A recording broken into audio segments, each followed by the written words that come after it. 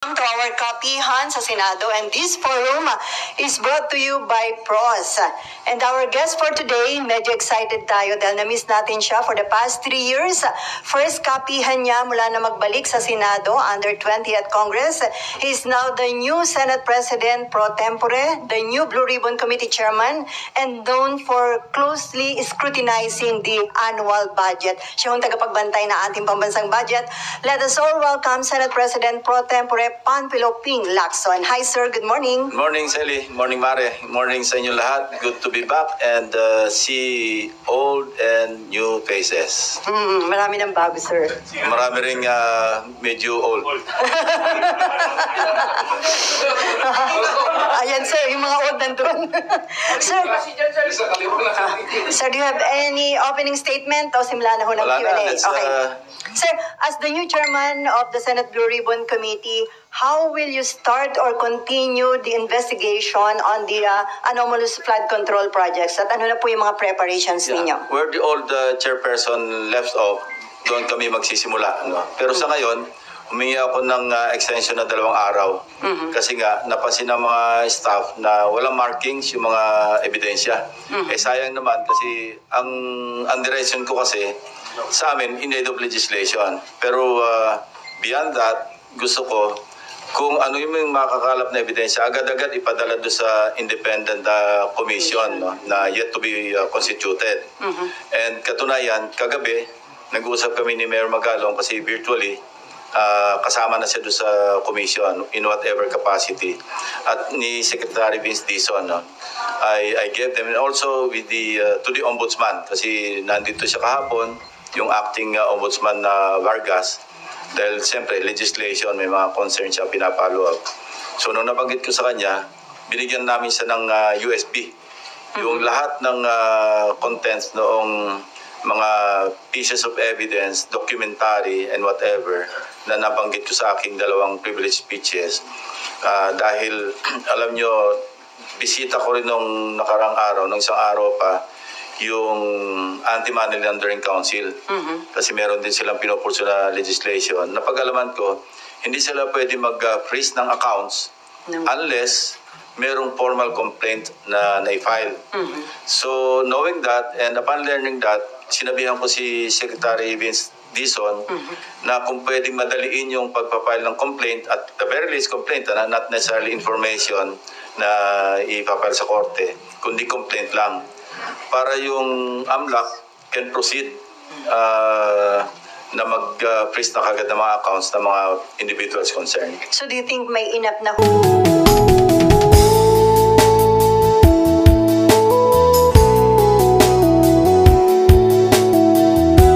na mga evidence para makasuhan yung mga dapat kasuhan, sir?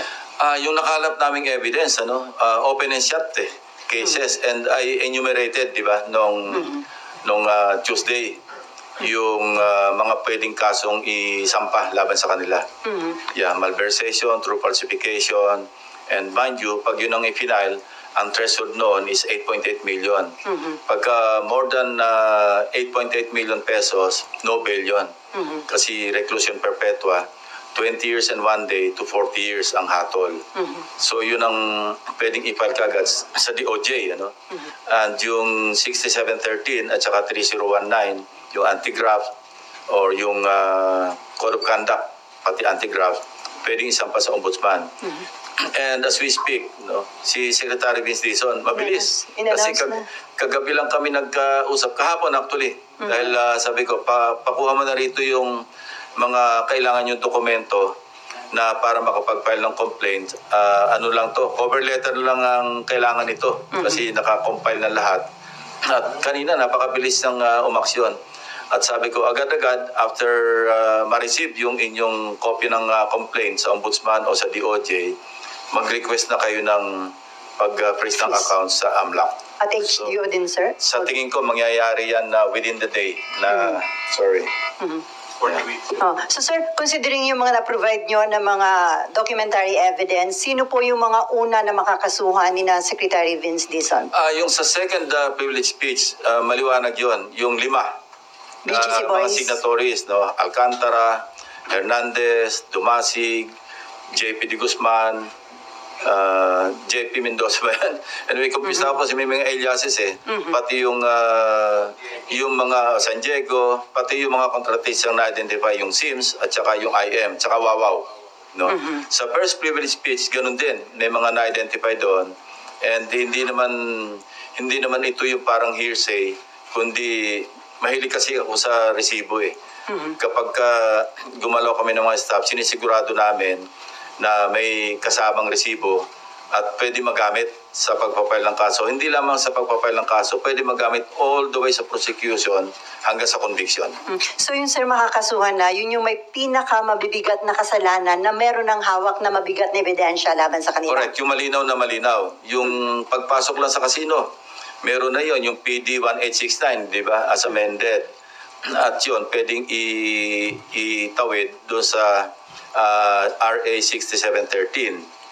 Pagkatapos yung malversation nga, yung using fictitious name or concealing true name, Article 178 ng Revised Penal Code. Meron ding karampatang parusa yon. And of course, yung paggamit ng mga ng fake na driver's license, yung umaksyon na rin yung LTO. No? Pero sir, kahit na sila yung makasuhan na, ipapatawag pa rin sila sa Senate hearing doon sa kasagawa niyong definitely. Lalo na, sina Bryce Hernandez, lahat sila, yung BGC boys, papatawag namin yon. Sir, before RG, so sir, yung bang nasimulang direksyon ni dating Blue Ribbon Committee Chairman Rodante Marcoleta, yun din ang susundan nyo na direksyon o magbabago kayo ng direksyon? Hindi, yun din ang, kasi yun naman, in aid of legislation, tapos yung mandate ng Blue Ribbon, maliwanag naman accountability of public officials. No? So, yun pa rin ang direksyon, wala mababago. Yun lamang, siguro, kung ano yung matutuklasan pang panibago, ihahalo namin yun. Sasama. At magkakaroon pa ba, ma'am, part 3 yung inyong privilege speech, sir, o wala na? Depende. Ganun pa rin ang sagot. Depende. Kung mayroong mga bago, hindi yung uulitin lamang, similar or the same, yung mga flood control na goes, na yun tapos na tayo doon. Kasi case studies lang naman yung ating ipinakikita. Parang pakita natin, ito ba'y microcosm noong nangyayari sa buong Pilipinas? It seems so, no? Dahil kanina lang, meron nagre-report na yung sa ibang bahagi ng Kapuluan, ganun din, mga ghost projects. Pero yun, i-compile na lamang, pero hindi na para ihayag pa sa privilege speech kasi baka maumay na kayo. Kasi nga ang tanong niyo iba, wala ba sa Mindanao, wala ba sa Bicol region, wala ba sa Visayas, na-focus lang daw sa Luzon? Meron. Kaya lang hindi na namin sinama kasi repetitive na Ganun din Papakita tayo ng mainis lang kayo kasi butas-butas, substandard, mainis din kayo kasi ghost na naman. So hindi ba nakakaumay yun? Tama na yung nakita natin na talamak yung pag-violate o paggamit ng kabanambayan. Okay, RG. To what extent will you pursue yung accountabilities naman ng lawmaker proponents? First on the Senate and secondly in the House. Kasi nga po, yun na lang ang kulang. Alam na natin yung modus, alam na natin yung mga kasabwat doon sa alleged kasabwat doon sa DPWH, sa contractors. Yung accountability direction is towards na doon sa mga lawmaker proponents. So are you going to, number one, open the records of the BICAM to know who are the proponents? And number two, will you be recommending cases against fellow lawmakers, whether senators or congressmen? We will always be guided by evidence. Kilala niyo naman ako, RJ, Kung masagasaan, masagasaan. Walang dapat santuin. Kasi kung meron tayong pagtatakpan, bakit pa tayo nag-iimbestiga? Bakit pa tayo? Although, in aid of legislation, pero meron kaming si-share namin sa executive branch, whatever pieces of evidence na mag-gather, para magamit, ma-put into good use. And again, yung pupurso namin yung sa WJ, yung lumabas sa pagdinig na allegation ni Bryce Hernandez na di umano, yung WJ magdadala o magdi-deliver ng obligasyon. Pag sinabing obligasyon, ito na nga yung lagay, di ba? So pupurso namin yon, and as we speak, meron kaming video footage ng CCTV footage na dumalaw dito talaga yung WJ. Ang pangalan niya Mina, ipapatawag namin yon. Kasi tatanungin namin, although may idea kami kung saan siya nagpunta rito, kaninong opisina ang dinalaw niya. Pero ipapatawag namin para malaman natin kung kanino siya nagpunta, kaninong office at sino yung kinausap niya para maliwanag whether or not staff ng Blue Ribbon yung pinuntahan o legislator yung pinuntahan, edi magpaliwanag yung kapwa senador kung siya ay napuntahan. Bakit nagpunta rito yung WJ? And kung idudugtong mo, lawyers call this circumstantial evidence, di ba? Na although kung standalone, wala ka makukonclude. Pero kung may alegasyon na merong mambabatas o merong staff ng Blue Ribbon, staff ng Senado, na sinasabing i-deliver yung obligasyon, pagkatapos napunta pa rito, August 19 yung petsa nung ng pagdalaw. This year, sir. And we found out also, this year, 2025, recently lang, and we also discovered, kasi pinatingnan ko agad, kasi binanggit ni Bryce Hernandez, exact amount, nagbagsak di umano, and I'm saying this is just an allegation, di umano ni Senator Estrada sa Bulacan, doon sa first district man kung saan. So pinacheck ko agad sa General Appropriations Act, kung meron bang insertion na nagkakahalaga ng 355 million pesos na intended para sa Bulacan. And we found one. Meron talaga insertion na wala sa House version, pero lumabas ito do sa after BICAM. So maliwanag na either sa Senate version or sa BICAM yun na insert. Now, we would like to find out, kasi alam nyo naman yung kalakaran sa budget deliberation dito. Hindi mo pwedeng matukoy. Ito nga yung lagi kong pinaglalaban na identify natin kung sino yung proponents ng mga amendments. Kasi kung walang record yun, paano matutukoy kung sino yung legislator, congressman man o senador na nag-insert o nag-amend? Walang record eh. Ang record lang dito is a piece of paper, whether toilet paper or yellow pad or yung stationery, minsan doon lang sinusulat. Ang may hawak nito, yung chairperson ng Finance Committee or yung Appropriations Committee chairman. Now, kung confirm na merong 355 million pesos na talagang nai-allocate para sa Bulacan. And we went further, meron ng 5 projects identified na na-award na, out of the 355 million. Now, my team or my teams are checking kung ano yung status ng mga at least 5 projects na yon na hindi pa namin alam yung amount. Madali makita yon kasi nasa website naman ng DPWH. At titignan namin sa ground ano yung status kasi baka pareho noong sa SIMS at saka sa IM na isang litrato lang yung ginamit na hindi gumagalaw yung dalawang tao, So, titingnan natin yung kasi kung gano'n ang pattern sa First District Engineering Office ng Bulacan, posible na gano'n din ang ginawa dito kasi hindi pa naman sila nabubuko ng Mayo eh. Di ba ngayon lang naglabasan ito. Kung magre-remedyo naman sila, kaya I'm free to announce it to you, hindi nila kayang gawin yung kung halimbawa naghahabol sila. Subukan nila yung 2 days na makasingil sila ng 46%. Hindi kaya yon physically. That's a physical impossibility. So maghabol man sila, kaya naming unahan, kung ganun din ang pattern. Sa WJ, may CCTV ba ang Senado? And can we ask for a copy? Not yet. Ako, hindi ko pa rin nakita. It was just reported to me. Bago ikaw, RJ, ako muna. Pero invited siya sa next hearing, sir. Papasupin ako yung in charge sa CCTV rito. Para siya yung mag-testify na actually on this date, at this time. Kung saan pumunta. Ito yung, makikita naman sa CCTV yun eh. Pero mas mainam na yung formally, i-testify noong mismong operator ng CCTV kung saang opisina, kailangan yun eh. Kasi kung CCTV alone, hindi mo mapagsalita yun eh. Pero may initial info kayo, sir, kung kaninong office na meron, senator? pero hindi validated eh. Kaya mas magandang tingnan na muna. Sir, will you be inviting Pinasecure ko na yung footage. It's a good thing that it happened last August 19. Kasi ang lifespan ng footage, isang buwan eh. Yes.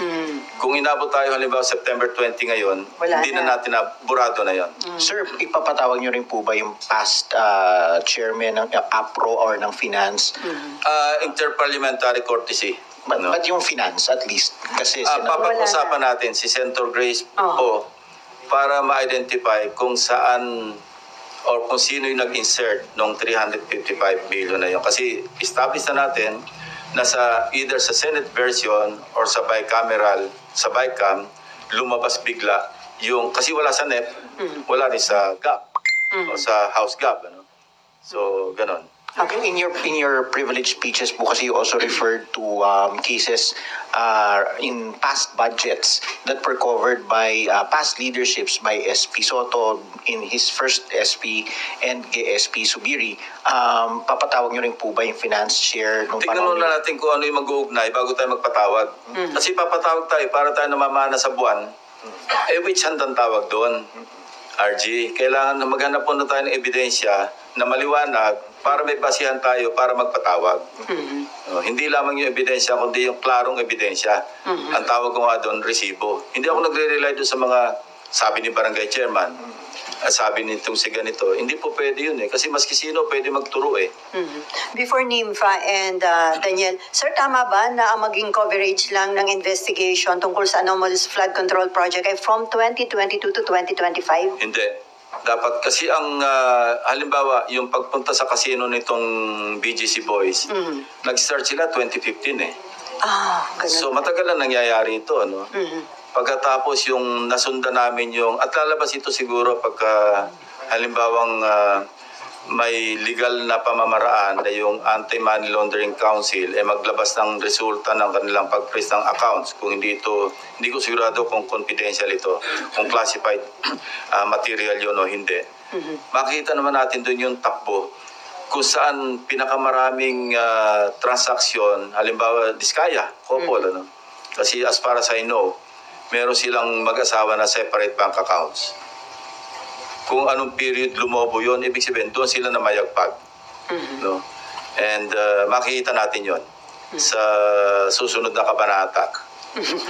At sir, bilang kayo na ngayon Blue Ribbon Committee Chairman, meron na bang mga lumalapit sa inyo na nag-express ng intention na maging star witness o kaya whistleblower tungkol sa mga iba pang involved dito sa flood control anomalies? Even before I was elected na chairman ng Blue Ribbon, marami lumalapit after my first privilege speech. No? Yung iba, siyempre, sinasala namin, ano pong motibo nito? In fact, known personalities na nakarating sa office ko, nagpapahayag ng kanilang intensyon na mag-state witness. So, pinapaliwanag ko sa kanila, ang pwede ko lang i-recommenda yung legislative immunity, parliamentary immunity, kasi nakapaload naman yun sa Witness Protection Program. Na kung saan, pag naupo ka sa isang pagdinig ng komite, at ikaw ay nag-grantan, na-grant ng Senate President, upon the recommendation of the chairman, na covered ka ng legislative immunity, lahat ng sasabihin mo, maski incriminate mo yung sarili mo, hindi pwedeng gamitin sa'yo. Now, yung moving forward, kung magkaroon ng prosecution, wala na yung Senado doon. Ang magdidetermine kung sila ba ay uubrang maging ordinary witness or witnesses or accused to be discharged as a state witness, iba yon, korte na yon. Recommendatory yung prosecution. Pero as far as treating them as ordinary witness or witnesses, DOJ yon. Sila magpo-prosecute. Yun ang pinapaliwanag ko pagka may lumalapit sa amin. May lalapit, pero ang aking kondisyon, kailangan tell all, hindi pwedeng tell half or tell 1/4. Kasi hindi pwedeng selective. Dapat talaga tell all. At malalaman ko naman, winawarningan ko rin, malalaman ko kung kayo nagsasabi ng lahatan at totoo at kung hindi. Kaya yun ang warning ko sa kanila. Apparently, noong sinabi ko yon, para nagbago, hindi na bumalik eh. So sabi ko, tabla tayo. Kapag ngayon, kaya ngayon hindi naman ako at liberty na sabihin ko sino-sino. Because ang sinabi ko sa kanila, this meeting never happened. Unless nagkasundo tayo, na willing kang humarap sa pagdinig, na i-identify mo sarili mo, then this meeting happened. So wala pang willing to tell all. Wala pa, sir, sa mga nakausap niyo. well, alam mo, nagbabakasakali na makakabola eh. Hindi naman lang ako mabobola eh. Okay, Nympha, Daniel, and then Mean. Sir, yung sabi niyo po na nagpunta, based sa CCTV, pumunta dito yung Mina. Dun sa report sa Check inyo... yung name Opo. Yung Mina talaga. Pero WJ yan. WJ. Sir, Sige, tuloy mo may lang. dala lang po Nakikinig ba? ako. Sige, sir. Multitasking. May bit-bit po ba na bag, maleta, or possible na sisidla ng pera, sir? Hindi ko pa alam yun. Hindi ko pa nakita eh. Pinapasecure ko yung footage at the same time para mamaya, kasi may meeting ako, may staff meeting ako after dito. I-prepare na namin yung susunod na pagdinig, Mina, tama. Mina yung name ng representative ng WJ. So, tatalakay namin ano yung way forward namin sa pagdinig sa Thursday. At saka hindi ko iimbitahan lahat na pagkadami-dami na nakatanga lang yung karamihan, hindi naman natatanong. So, I-calibrate natin na priorities. Halimbawa, hindi ka pa naman importanteng matanong ngayon, siguro sa susunod na pagdinig na. Yeah. And then, sir, sabi niyo po, chine-check na ninyo yung sa 355 million na insertions. Sir, paano po ba yung naging insertions ito? Divided siya, hindi siya bultong 355. Ang hindi ko sure kung total yung 355 o isang buong 355 sa isang item. Hindi ko nakita actually yung record. I only relied on the research work conducted by my staff. Nireport sa akin, and actually, May 2025, at nakita ko nga sa isang TV, kinamayan ba yun? Na meron sa Valenzuela, na May 2025 na award, phase 3, pero hindi existing, meaning ghost project. So we will validate that. Merong ganong report. Isa na yon do sa 355. I think sa Valenzuela City yon na phase 3 ng isang flood control project. So we will validate that on the ground. Papupuntahan ko rin yon. Kasi nakita ko rin doon sa website ng DPWH na yung meron din yung global crit sa Valenzuela. Pero tingnan natin kung kasi kailangan sarili naming pagre-research ang gagawin. And then, sir, ano po ang balak ninyo tungkol kay Bryce Hernandez? Sir, ipatatawag na siya sa next Yes, meeting. ang original recommendation ko nung medyo nagkagulo ng konti dyan sa plenaryo. At ito'y pinarating ko rin kay Senator Marcoleta, kay Senator Cayetano. Na-overtaken lang ako ng decision. At tinatanong ko, okay ba sa inyo na after the hearing on Thursday, hindi ko na papaalisin dito si Bryce. Dito na siya madidetain. Or, kung mauna siyang ipatawag ng House, pinahiram natin, halimbawa Monday, bibigyan namin instruction yung OSAA na paggagaling sa House, diretso na siya sa Senate. Hindi na sa custodial center. But then, nag-intervene na nakapag-decide pala si Majority Leader at saka si Senate President na sa Pasay City Jail dalhin kasi mas malapit sa Senate. So, i-clear ko pa ito kay Senate President. Hindi pa kami nagkausap na kung aprobado niya, after ng hearing ng Thursday, dito na lang manatili si Bryce Hernandez. So sa Thursday, sir, ang hearing? Sa Thursday ang Next hearing, 10 o'clock. Para mas mahaba, kasi alam mo, kailangan before 3 o'clock matapos yung pagdinig. Maraming nabibitin. And yun nga, humingi ako ng 2 days extension para mamarkahan namin yung lahat ng ebidensya na kalap. So ano yun, sir? September 17, tama ba? 14, 15, 16, 17. Tama, Thursday. Basta Thursday. Meron ka pa? Next Thursday, next week. Sir, before Daniel, pabor ka ba dun sa hindi pagpirma ni Senate President Soto doon sa recommendation na isilalim sa Witness Protection Program yung Diskaya couple? Well, unang-una, nag-decline na si SOJ eh. Sinabi na niya na ang isang kondisyon niya, restitution. So, nag-uusap din sila ni Senate President, kaya siguro yun ang naging basis ni Senate President Soto na hindi niya napirmahan. yung rekomendasyon. In the first place, hindi na updated yun eh. Kasi nag-recommend doon yung dating Senate Blue Ribbon Chairman. Dapat yun i-update. Kung i-affirm ko yun, ako yung magbabalidate, ako yung magpipirma bilang new chairman. Hindi na. Outdated na yun eh. Pero dahil nga nagkausap sila nasabi sa akin ni Senate SP. President, na nagkausap sila ni Secretary Boying Remulla. At yun nga, hindi raw papalusutin. So, anong use na i-endorse mo pa yun? Di ba? Pero sa tingin niyo qualified hindi yung mag-asawang Diskaya, sir? Kasi nag-retract sila eh. Pagdating sa House, iba naman ang sinasabi. So how can they qualify kung hindi definite yung kanilang testimonya? Pag nasa House, iba sinasabi. Pag nandito, iba. No? So, anyway, titingnan natin. Baka dumating yung punto na pag nandito sila, mag-tell all, i-evaluate natin. Hindi ko sinasabing definitely, pwede nating endorso sila sa Witness Protection Program. Pero kung parang opportunistic lang yung kanilang pakay para sila'y malibre sa kaso at saka hindi namin call yun eh. Call yun na nga. At saka kung susundan natin yung proseso, unahin na muna natin yung magkaroon sila muna ng legislative immunity. Matetest natin yung kanilang credibility as a possible state witness kung depende sa kanilang testimonya. Kasi kung merong magpa-fact check sa inyo, magagaling kayo mag-fact check, at merong kulang at meron silang inumit doon sa kanilang testimonya, pwede hindi sila pumasa as a state witness. No? Kasi ang isang dyan, of course, pwede silang pumasok, possible, pero hindi tayo sigurado. Those are not the most guilty. Second, yung materiality ng kanilang testimonya na kayang i-corroborate ng independent evidence. Yun yung mga patakaran eh. So kung meron silang kinatago, papayagan ba natin para lang maligtas yung sarili nila? Ang laki rin ng kanilang dapat pananagutan, di ba? Okay, Danielle, and then Mean, and then John, and then Marlon. Hi sir, good morning. Sir, marami ng mga characters na lumalabas doon sa flood control scandal. Pero sir, sa tingin nyo ba, sino ba yung somehow na parang maging state witness sa nakikita nyo, sir?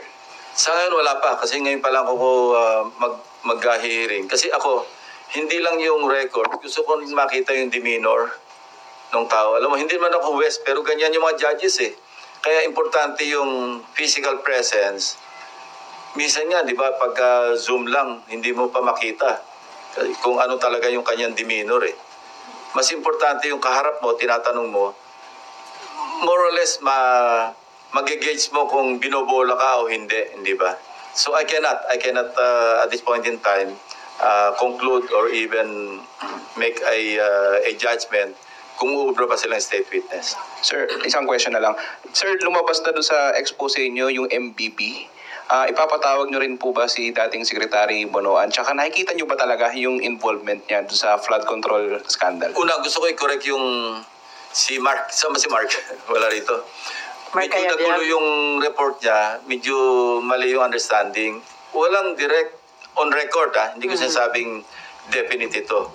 Walang involvement yung mga anak ni Secretary Bonoan at Undersecretary Bernardo doon sa Global Grid Builders. Wala. Yun, pagmamayari yun ng mga maglangking. Ngayon, kung merong sila mga proxy doon, yung dalawa, Undersecretary Bernardo and Secretary Bonoan, hindi ko alam yon kasi wala naman sa record. Ang maliwanag na nasa record, yung mga anak ni Maglangke, Bernardo, at saka Bonoan. Yun, sinigurado ko yun kasi ang nakalagay lang doon is Fatima Gay B. de la Cruz. So, nung chinig ko yung B, Bonoan, hindi pa ako nakontento doon. Anak ba talaga ni Secretary Bonoan si Fatima Gay? Baka kapelyido. So, we research further. Yung asawa nung si Secretary Bernardo, sulit. Ang maiden name ni Fatima Gay, sulit. Sobrang coincidence na yon. Not to conclude na anak niya. And wala naman tayo narinig na denial. So, ang doon, kaya sabi ko, kayo na yung mag-connect the dots. Kasi kung ganong kalapit si Maglangke, the contractor, na hindi nag-divest while serving as mayor, kay Secretary Bonoan, saka Yusek Bernardo. Remember si Yusek Bernardo, kamakailan lang ito nag-early retirement because of, again, allegations or accusations ng irregularities. So kayo na mag-conclude kung bakit napakaraming kontrata nung Global Grid Builders. Sabi niya, siya nagsabi, ako'y kilalang kontratista na bilyon-bilyon ng aking kontrata sa buong Pilipinas. Pero sir, so far wala pa kayong nakikitang direct involvement ni dating sekretary? Wala, yung direct. So far wala. Yun lang. Sabi ko nga sa inyo, kayo na mag-connect the dots. Pero sir, doon sa interpellation sa inyo ni Senator Marcoleta, ang sabi niya, parang malapit nang sabihin ni Undersecretary Cabral na ang impression niya, yung utak ng sindikato sa DPWH na yung daw ginagawa niya, may basbas ni ng dating sekretary? Parang yun ang sinabi niya. Sana pinurso niya. Sayang. Di ba nabanggit niya yun? Na... Sana pinurso niya. Siya yung chairman eh. So bakit sa tingin niyo hindi niya na-pursue? Yun ang hindi Kulang ko ang alam. oras? Siya yung tanungin niyo. Okay, Mayan. Hi, sir. Good morning. Sir, let me go to Bryce Hernandez muna. How credible is he, sir? I mean, from here until house, ang sinasabi lang niya, laging utos sa kanya, nayayaya lang siya ni Alcantara. From my vantage point, hindi siya credible. That's my opinion. Based on what I know about him. No? Kung siya niyayaya lamang, paano siya nakapag chips to cash to chips na bilyon? Saan galing yun? Niyayaya lang siya, pantaya lang siya ni Alcantara. May sariling taya si Alcantara eh. 1.4 billion nga yung kanyang cash to chips eh. Imagine, for the past 3 years yun, hindi naman ito one time na nagpapalit ng 1.4 billion. Pero from 2023 hanggang 2025, ang record sa mga casinos, the different casinos, imagine 1.428 billion yung pinalit mong cash to chips. Saan ang galing yun? Si Bryce Hernandez naman, billion din yung kanyang chips to cash. Bukod pa yung cash to chips. Saan ang galing yun? Oh. So, sir, dapat pa ba siyang ipatawag at paniwala? Papatawag. Definitely. Gusto ko maliwanagan yung sinasabi niya na delivery ng obligasyon. Anong ibig niya sabihin? Gusto ko i-pursue yun. Kasi nandun sa cellphone niya eh. Para maging part ng official record ng Blue Ribbon. Kasi doon, hindi naman namin record yun eh. Record ng TRICOM ba yan o yung accounts ng house. So we want to formalize it. We want to make it official na yung kanyang testimony sa Blue Ribbon para magamit namin sa aming pag-pursue ng legislation and para magamit ko rin doon sa sayang naman yung pakipag-ugnayan ko kay Secretary Dizon kasi very close ang coordination namin. Halos araw-araw nag-uusap kami. Yung nagpunta nga siya ng Mindoro, nung nagpaalam siya, sabi niya sa akin, bukas pupunta ko Mindoro. Agad-agad sabi ko, ipadala ko sa iyo yung kopya ng first privilege speech and the documents that we gathered. Kaya tukoy niya nang puntahan yung Sitio Dike eh. Okay. Sir, gaano ka possible yung money laundering dahil doon sa cash to chips, chips to cash? Very possible. Very possible. Kasi makita mo doon sa cash to chips, chip to cash, hindi balansyado. So meron kaming report, yun ang kailangang ma-validate na maglalaro sila, magpapapalit ng cash to chips, tapos magpapatalo ng kaunti, ipapalit yung chips to cash, papalabas na panalo. No? And this will be validated by the flow of incoming and outgoing transactions sa bangko. No? We're not yet there. AMLAC ang magpapatunay nun. Kaya, sabi nila, kaya namin sundan yan, hihimayin namin yan para ma-establish yung pattern. Kailan sila nagpunta ng casino, magkano pumasok sa bangko, at magkano lumabas. Tapos magkano naman yung, masusundan daw nila yon yung flow. Sir, sorry kahit hindi po sila pumirma ng waiver, bank waiver, kaya po yung matrace, yung inflow? Hindi, pag na-establish yung predicate crime, no, at nag-testify yung council, well, hindi kailangan ng waiver. Kasi may predicate crime eh. Merong crime eh. And money laundering is a predicate crime. Casinos ngayon, no, based on the amended AMLA, covered person na eh. Ang threshold niyan is 5 million pesos. So pwede na talagang isama yung transaction sa casino, whether chips transaction or check or bank transaction, doon sa pag-imbisiga ng AMLC. Sir, isa na lang. On the Discayas, sir, may iti-tell all pa ba sila sa dami po nung pangalan na nailabas nila? Tingin niyo, sir, may mga wini-withhold pa silang information? Well, may nagsasabi sa observation nila, bakit, di ba narinig nyo na rin ito, no? Although probably biased din yung kanyang statement, bakit lahat lang ng pumirma ng impeachment ang parang nabanggit, ano? At saka parang, bakit wala yung before 2022 na may mga ganon. Hindi ko naman, kasi hindi ako nakapanood ng hearing nung nag-testify sila, dahil busy ako sa pangangalap ng numero. From weekend to, kaya wala ako nung Monday, busy kami. Kaya hindi ko na monitor yung pagdinig. Oh. Pero tingin niyo, sir, marami pa siyang sasabihin sa dami ng names na yun? Dapat marami siyang sabihin. Otherwise, wala siyang pag-asa na kung gusto nilang ang tumbok nila is pumasok as state witnesses, wala silang pagkapag-asa kung ganyan lang yung kanila sasabihin. Okay, before dyan, sir, yung Beng Ramos ipapatawag nyo at talaga bang taga-broom yun? Well, ganito, no? In fairness, kasi she's undergoing medical treatment. Sa ngayon, pinalipat namin siya sa motor pool. Kasi tinatanong ko, meron ba tayong holding group na parang holding unit sa Senado? Yun daw ang pinaka-holding group unit. So, I just don't want to delve anymore Okay. sa yung tungkol kay Beng Ramos kasi medyo hindi maganda yung kanyang Health condition. kalagayan. And casual siya. No? And ang pwedeng mangyari sa kanya, pagdating ng December, baka hindi na siya ma-renew. Okay. Okay, Jan, Marlon, Nympha, and then Amor, and then Ian. Sorry, Ian. Yung Mike. Sir, yung recommendation do sa mga Diskaya to be state witnesses, ano po ba yun? Nakikita niyo bang parang napakaaga naman, nagmadali, considering na isang beses lang po humarap si Curly dito sa Senate and sa masyado po bang Iwasan naging mo na maaga? lang mag-judge kung ano yung nasa isip o ano yung motivation ni Senator Marcoleta. No? Meron siyang reason, whatever the reason is, meron siyang dahilan kung bakit nirecommend niya kagad na maging state witness. No? Ayoko siyang husgahan doon. Ako, yung sarili kong pananaw, yung sarili kong sa tulong na rin ng mga members, no? Yung bagong composition ng Blue Ribbon na committee, pagtutulong-tulungan namin i-assess kung ubra pa talaga silang i-recommenda na pumasok sa Witness Protection Program. Okay, Marlon. Sir, initially sir, sa mga narinig nyo, nakita nyo dun sa mga hearings of both Senate and sa House, may mga adormawanay na ba sir tingin nyo? Maniligaw lang din dun sa investigation. Sinira mo naman yung araw ko. Maganda usapan natin.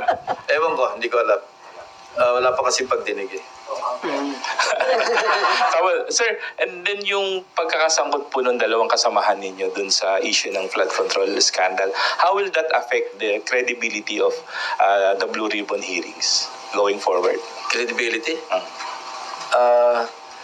I don't think so. Wala pa naman tayo dun eh. Kasi bagong labas lang yun. Newly discovered, di ba? Sa testimonya. At wala pa rin sa Blue Ribbon yun. Sa House yun eh. Kung may re-record din dito, yung ganong aligasyon, ipupurso namin yun. Nasabi ko na nga kanina, ang attitude ko lagi, wag tayo magtakip kasi mawawala ng credibility yung ating ginagawang investigation. Pero how do you handle that kung may kasamahan po kayo? Nandun sila, nagtatanong sila, nandun yung nag-aakusa sa kanila? Blindfold approach.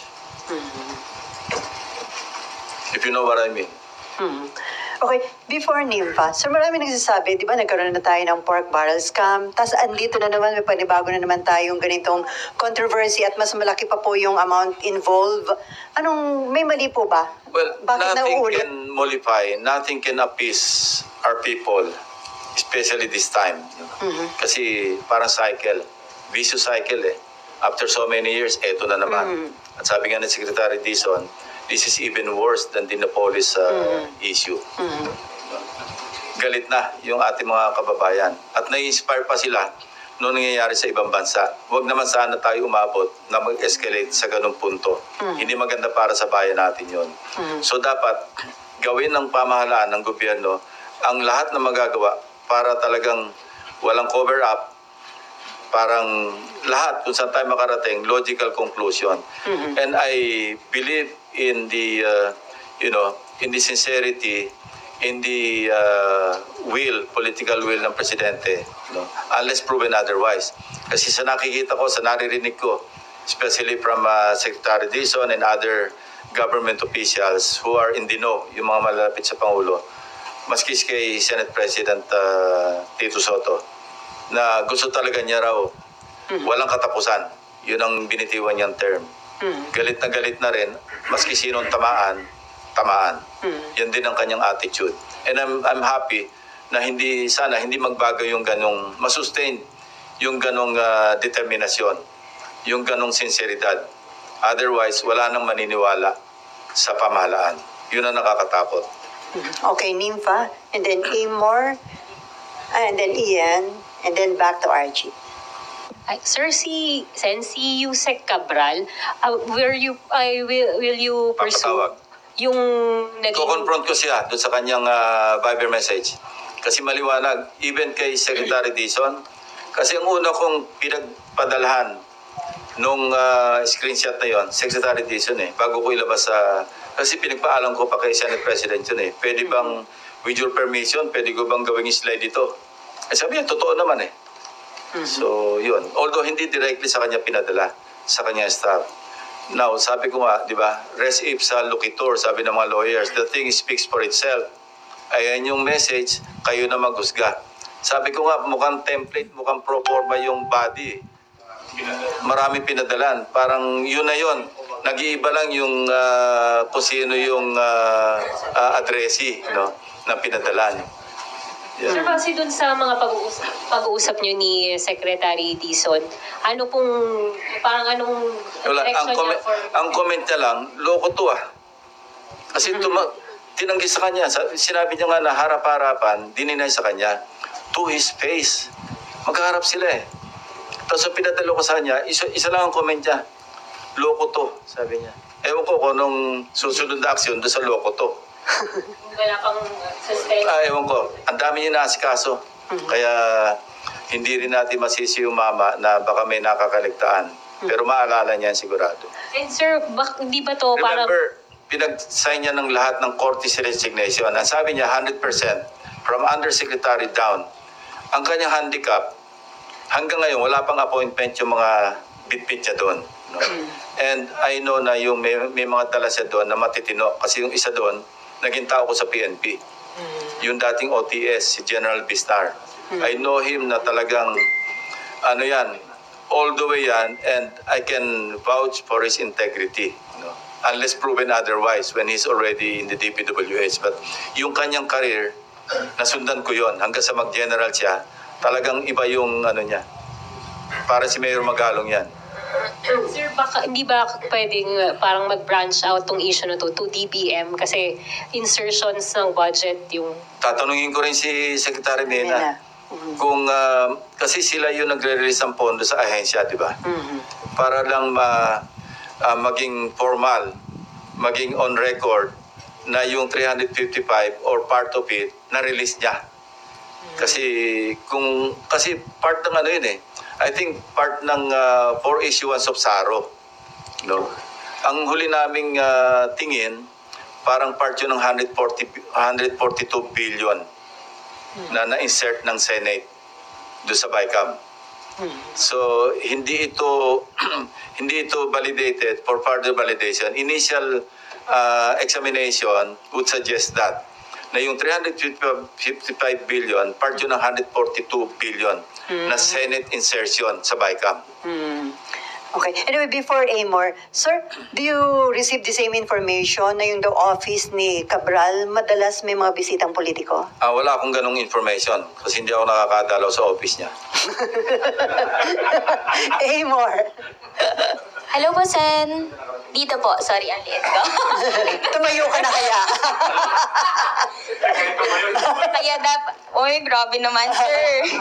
Yan ang mahirap pagka yung maliit nasa likod. Kaya nga, sir, hindi ako nakapag-reserve. Anyway, Sen, to clarify po, ipapatawag po ba sina Secretary Bonoan, even Maglangke and Bernardo sa susunod na hearing? Because although you said na wala silang direct link ay may possible conflict of interest? Not this Thursday, probably next hearing or hearings. Ano. Why, sir? Bakit po? May mga dapat pang, kasi kung papatawag mo, hindi naman maasikaso, sayang din yung oras ng mga tao eh. Kaya nga, sasalain muna namin, hindi lahat ng top 50 na nabanggit na Pangulo, laging nandyan eh.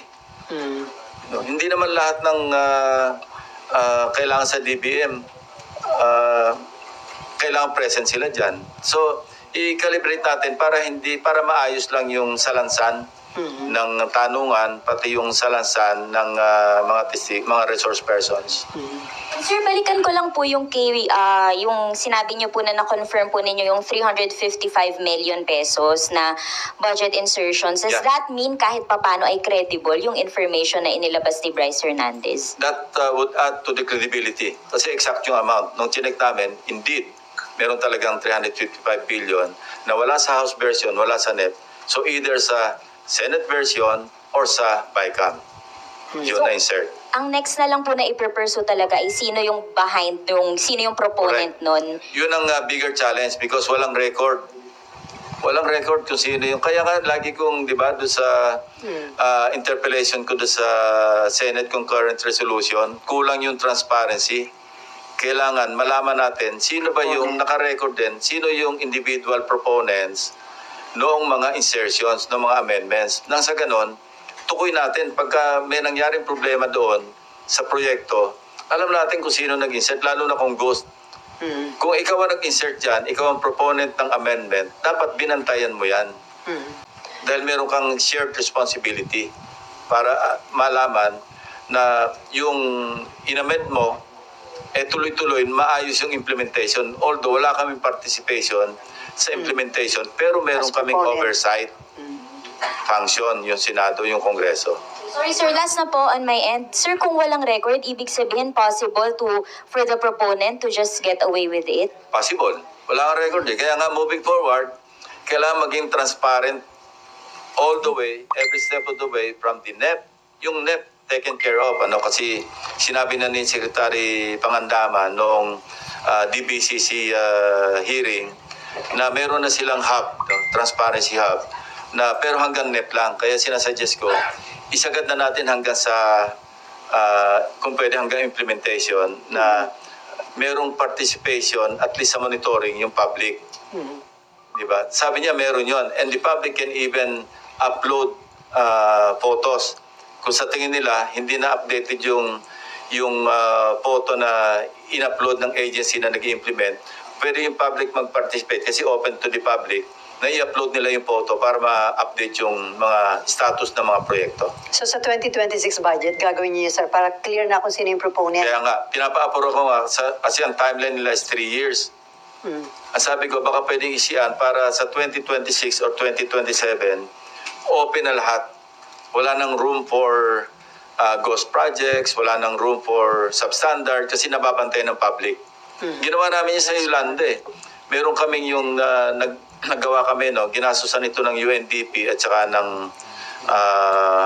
I think World Bank. Malaki yung gastos, yung empathy, transparency hub, yung why doon Yolanda eh. Ipinamana namin to, iniwanan namin to sa NEDA at that time. Na kung pwede, kasi sakop lang noon, lahat ng projects, mga PAPs sa Yolanda Corridor.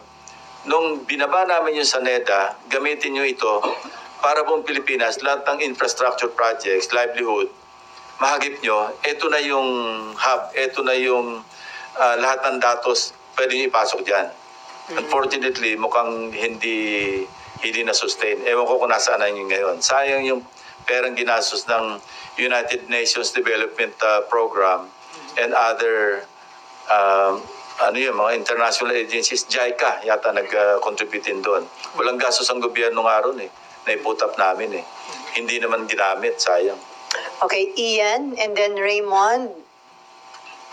Hindi. Ian ba? Nympha muna. Sir, Pwede ba akong tumakas ng... Pwede na ako umuwi? mga 11:20, 11:30. Kasi sige, meron akong sir. 12 o'clock. Sige, sir. Sir, pa-clarify. Familiar yung pwede na umuwi. Oo nga, sir. Di ba? Iniiwan naman na ako bigla dito. Hindi makarelate yung mga bata. Sige. Sir, pa-clarify lang po, yung 355 million, o yung nakita ninyo insertion, buo na 355? Yun ang inalam namin. Pero it's either yung total 355 or isang item na 355. Opo, and then kailan po yung pangangailangan na tanungin tungkol dito That's si for Senator po? 2025. Opo. Si Gaaya ng 2025. So kailan po yung pangangailangan, sir, na tawagin Nagkaroon ng award May 2025. And then, so kailan po yung pangangailangan na imbitahin si Senator Grace po para tanungin kung sinong nag-insert? Pag-uusapan namin ni Senate President at kung pwede mapakiusapan si Senator Grace po na mag-attend as a resource person, then gagawin namin. Pero how would she be treated, sir? As a former colleague, I think she also deserves the courtesy being a former colleague here in the Senate. Wala pa pong... Hindi naman para i-contempt at para ipakulong. Hindi maabot ko. Huwag naman. Pero wala pa po kayong prior na pag-uusap or... Wala pa. Kasi kahapon lang namin na-discover yung 355 na wala sa NEP, wala sa House version. And then, sir, how about former Secretary Bonoan? Ano po yung kanyang pananagutan dito? Kasi nakita niyo po, sabi niyo nga, kung i-connecta yung dots. Well, at the very least, kailangan mag-explain siya. No? Na meron pala siyang ugnayan sa isang malaking kontratista.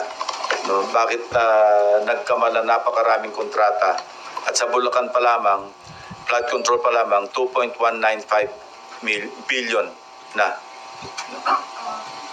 Pero yun, hindi niya yun dinisclosure eh. So, may nakikita ba kayong intention to conceal the information? Ang nakikita ko lang, kasi paulit-ulit siyang isolated case yung napuntahan ni President Bongbong Marcos.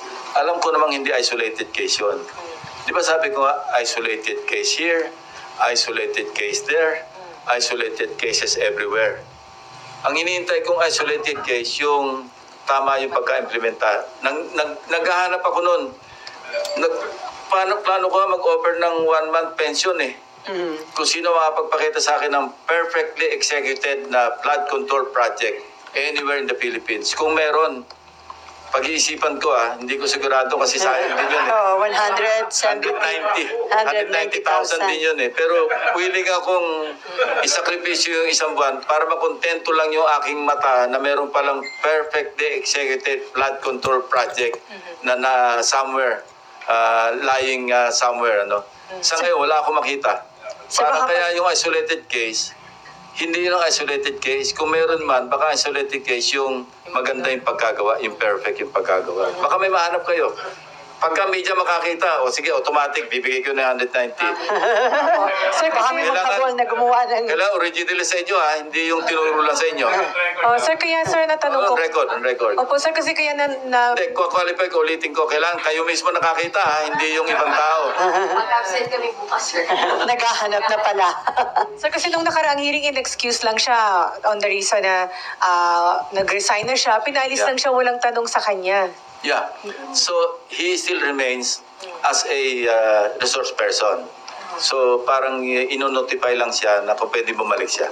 Sir, isa na lang ako. Yung pong tinatawag na IAW, Engineering and Administrative Overhead, yung pondo supposedly to monitor the projects. Malaki yung 3.5. 3.5. Kinwestiyon ko na nung araw yan eh. Kasi dati yung 0.5 lang yan eh. Opo, sir, pwede bang isa din ito sa source ng corruption na bulsa din nila to? Mahirap mag-akusa, pero bakit ang laki? Kasi pag tiningnan mong yung budget ng public works, saksakan ng dami, 1 billion, kwentahin mo yung 3.5%. Kung monitoring lang, bakit pagkalaki lang? Especially, so na meron na tayong existing na platform, di ba? Oo, may geotagging. Yun na yung pag-monitor. Tapos hindi rin nila na-monitor. Saan napunta yung 3.5? Kung yung ghost project sa first District Engineering Office pa lamang, nalusutan sila. Nag-release sila ng cheque. So, inutil din yung monitoring ng Central Office.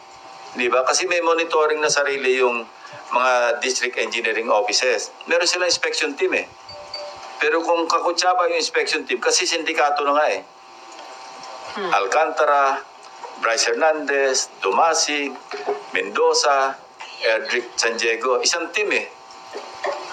nakuha namin lahat yung records nila sa Bulacan Official record na kung saan nagbayad kayo, ang clearing instruments, bakit alam natin peke? Ba't yung binayaran? Okay, Ian. Ayun. Hello, sir. Good morning. Bago ko pumunta doon sa isang tanong, dahil may binanggit na kayo doon sa mga BGC boys. Sir, marami kasi nagsasabi na hindi lang silang 5 ang nakinabang doon sa Bulacan First. Ang sinasabi nga mula sa taas hanggang sa pinakamababang empleyado. Ano pong nalaman nyo tungkol doon sa iba pang mga nakinabang, and kasama rin po ba sila sa sinabi nyo kay Sec Vince na kasuhan na po? Yes, pero alam nyo, di ba ang pattern, hindi lumalampas sa 150,000? Kasi pag nagbagsak yung funder, yung proponent, nagbagsak siya halimbawa kung ilang bilyon, may usapan na yun Para hindi na lumampas sa threshold ng kayang i-implement ng District Engineering Office, hindi lumalampas ang 150 million. Kasi ang threshold nila 150. Pag lumampas sa 150 hanggang 450, region Kaya, So bihira kayo makakakita ng more than 150, di ba? 77 million, 140 something million, 98 million. Walang lumalampas kasi kontrolado nila pag-implement, pag-monitor, pagbayad. So ngayon, ito yung tape recording. Kala nila, lusot sila all the way. Ang malas nila, mukhang may nakialam sa taas na. Nagbagyo ng 3 sunod-sunod, mukhang nagalit na si God Bakit nagkasunod-sunod si Crising, si Dante, si Emong? Tapos may habagat pa. Para may divine intervention, para mabulgar lahat. Otherwise, tuloy-tuloy sila sa casino. Correct. Yung pera natin binabayad sa tax, kinakasino, pinambibili ng mga Patek Philippe, kung ano nung relo, at kung ano nung kotse. You can just imagine, kung nagpatuloy ito, para tayo mga gago. Pero Senping, yung mga lower than kina-price, yung mga iba pang mga tauhan Hindi, yun na nga yung team niya Yun ang lower Si Dumasig, I think, one of them, project engineer. Merong si Erdrick San Diego, siya yata yung lab tech, no? Parang siguro, taga-check. Hindi lab na LOB, LAB. Nag-isip Yata nag-isip. Yun yata. Pero So, I mean sir, yung mas mababa pa daw, meron pa daw. Naabot ba ng mga tropa natin? yung 5 yun ang lumabas sa, yung sila may mga aliases sa casino. Tapos sila yung mga signatories So, we go by where the evidence brings us di ba? Kasi kung hindi naman hagip ng ebidensya, pangit naman na sabihin natin kasama sila. So, kailangan kasama sila sa resibo. Sige po. Okay, Raymond. Last na lang sa akin. Sir, ang lumalabas kasi sa mga nauna ng report, 142 billion ang insertion ng Senate. So, do you By pa lang yun. Oo, pero do you think hindi lang 2 senador ang pinag-uusapan natin dito? And I don't know. Paano kung mas maraming senador pa nga ang I lumabas? don't know, mawala kami ng quorum. Hindi sir, pero seriously talagang... No, seriously. Baka mawala ng quorum kasi kung kasuhan sila halimbawa sa Sandigan Bayan at plunder o kaya malversation o masama sila doon sa non-bailable na kaso, Makukulong. hindi ko sinasabing aabot sa walang quorum. Pero kung, ang sabi ko nga, pag nag-imbestiga tayo, dapat naka-blindfold tayo, hindi pwede yung, di ba, naka-paint yung isang mata para hindi mo makita yung kaliwang side sa kabilang aisle. Dapat hindi ganon. No? I think our colleagues understand that, where I'm coming from. Kasi ba't pa tayo magsasagawa ng investigation kung mamimili lang tayo? Parang hindi naman fair do sa pinili natin, di ba? So yung probability na maraming senador yon kasi sabi nyo nga 355... I won't get there. No? Ikaw lang nagsabi, kaya sabi ko lang, in answer to your question, kung ganun tayo dadali doon tayo dadali ng ebidensya, wala tayong magagawa. Di ba? Pero sa sa inyong determination na malaman lahat ang involved dito, Well, it's about time, wala bang effort na patigilin kayo sa investigasyon? Meron bang wala naman? Wala naman. Sir, lastly... Kasi all-out support naman si Senate President. Kasi nag-usap na kami It's about time na ayusin natin. Huwag yung napupulaan tayo na napupulaan, especially so na yung magnitude, this already beyond the Senate eh. Ano na eh, kikilabutan ka doon sa, isipin mo, almost 2 trillion pesos yung for the past 15 years ba yun? Yeah, kasi 2011 namin sinimulan, di ba? 2011, 15 years. Eh kung kukwentahin mo na parang more than 50% or more than 60%, magkano yung 60% ng 2 trillion? Di ba katakot-takot yung inubos na pera na kung kani-kanino napunta, tapos nalulunod yung mga kababayan natin, naglilimas ng tubig baha, palabas ng bahay. Meron pa iyan? Kasi 10 minutes na lang meron Sorry, tayo. sir, paano nga may other way pa ba na malaman yun kung sino nag-insert? Kasi nga, sabi nyo nga, wala namang record. Magagaling yung mga staff ko. Palagi ko, basta't kayang abutin, maabot nila. Masisipag, magagaling. At hindi mo na sasabihan ng yung specific. They know what to do. And I'm always with them pag nagdi-discuss. Hindi ako yung tipong darating na lang sa akin yung manuscript at yun na lang gagamitin ko. Wala akong kaalam-alam kung saan ang galing. Hindi rin ako ganon. Ako, I stay with them even past midnight or before midnight. Basta gusto ko kasi alam ko yung pinagmulan eh. Latag talaga lahat eh. At ako, nagsasabi ko sa kanila na huwag kayong tumigil dyan. Hindi pa ako kontento dyan. Kaya di ba ang daming layers na inabot. Sabi ko nga, hindi pa sapat ito. Although sapat na, hindi pa rin sapat. Puntahan nyo pa rin. Gusto ko pa rin makita kung ano itsura. Okay, Raymond, Asher. And then Asher. Ay, tayo. Sir, good morning. Doon sa may lang concerns lang na parang in the past kasi para bang 15 yung pinangalanan ni Presidente na contractors. Kaya lang parang bakit masyado daw nafo-focus masyado sa mga diskaya. Now that you are the Blue Ribbon Chair, masitiyak ba natin na yung bang lahat sila, yung Yes. pangalanan doon ay mabubusisi ng gusto? Maski nga yung wala doon sa 15, di ba? Nandun ba sa 15 yung Darcy? Wala. Oh. Maski wala sa 15, WJ, papatawag natin.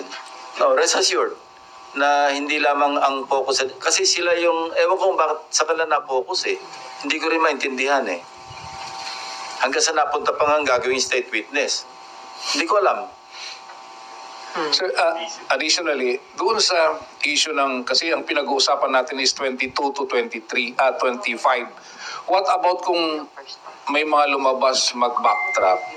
During the time of 2016 to 2022, ang DPWH Secretary was Mark Villar, who is a senator right now. Si Senator Villar could be a very good resource person, at the same time, member of the panel. No, he can share. He's free to share his whatever he thinks or he knows about what happened from 2016 to 2022. At sabi ko sa loob, sabihin ko lang sa inyo, yung kung sa nakita ko, very, very, very active ang bank accounts ng Diskaya Couple simula ng 2015, 2016, 20. Tapos naging active uling sobra 2025. Thank you, Tim.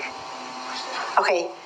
Yung sa likod mo na, si Mary. Mary Juan Reyes, sir, from One News One PH po. But sir, for the record lang, sa susunod na pagdinig, inaasahan pa rin po ba natin yung participation po ni Senator Marcoleta and yung ilang mga welcome pa rin po mag-participate si Senator Jinggoy until may complaint po sa kanya na nasasangkot? All the senators, kasi ang membership ng Blue Ribbon, 17, kasama ako doon. Plus ex officio na 3 na lang naiwan kasi ex officio ako. So, bali ilan yun? 3 lang yung o 4 lamang yung senador na hindi members. Who can also participate. Now, yung minority representation, iwanan namin sa kanila, bibigyan lang namin sa kanila yung numero. Ito yung inyong number of slots sa membership. Kayo rin ang bahalang pumili kung sino yung vice chairman.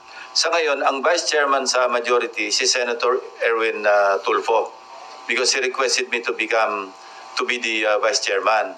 And I agreed.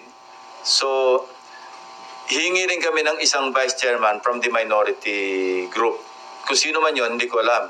Ang dating vice chairman yata, Senator Bato at saka si Senator Bongo. Now, if they would like to elect a new vice chairman, pero nilimit ko na lang sa 2 vice chairman. Katakot-takot na yung mga vice dito eh. 3 yung vice chairman sa Blue Ribbon. So sabi ko, 2 na lang sa majority, isang minority. Pero wini-welcome pa rin po natin yung participation ng ilang Because they are senators. Until po may complaint or case na ipa-file against them po. Tsaka po. Maski merong cases filed, they can still participate because that's their right. Until convicted, wala na silang karapatan kasi convicted na. Sure. Final conviction, Okay na. meaning Supreme Court, yung affirmed by the Supreme Court. Okay. Okay, before Mayan, sir, sabi nyo, hindi pwedeng minusin yung minority block dahil 9 yung members. Ilan na nga kailangan, pwede nang magpalit, Yun ang diba? sinabi ko kay Senate President. Sabi ko, 15 tayo, siyam sila. Huwag mong minusin yung 9. And ang attitude din ni Senate President, ito na pag-usapan natin. Huwag natin baliwalain kasi mga kapwa senador yan. No?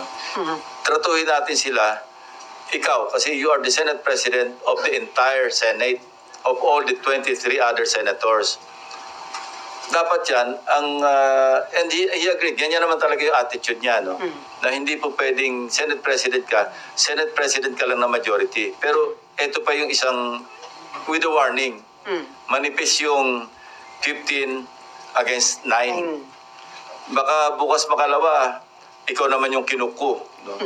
Kaya yung naging biruan nga dyan, wag mong kukunin majority leader si Joel Villanueva kasi 2 beses ng majority leader yan na nakuko yung kanyang Senate President. Pero so doon sa... Aminado naman siya eh. Kaya ito si Senator Alan Peter, gusto niya i-volunteer na majority leader si Joel. Kay Senate President Tito. Pero so doon sa naging complaint These are kahapon...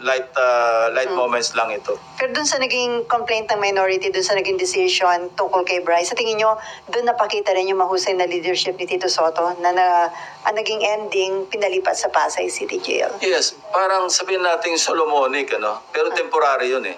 Kasi pag-uusapan nga namin, after ng hearing sa Thursday, or even before, kung hiramin siya ng House, ang recommendation ko nga is diretso na lang dito sa Senate.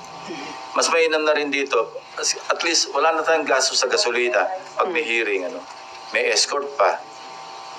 Mas mainam na nandito kasi meron naman kaming facility rito eh. Okay, Maan. Sir, sabi nyo kasi kanina, hindi lahat priority na imbitahan yung mga contractors. Sino lang po yung priority sa Webes na harap? Pag-usapan pa namin mamaya. Kaya nga, pakawalan nyo na ako kasi may meeting ako. Sir, pahabol daw sa Simalu.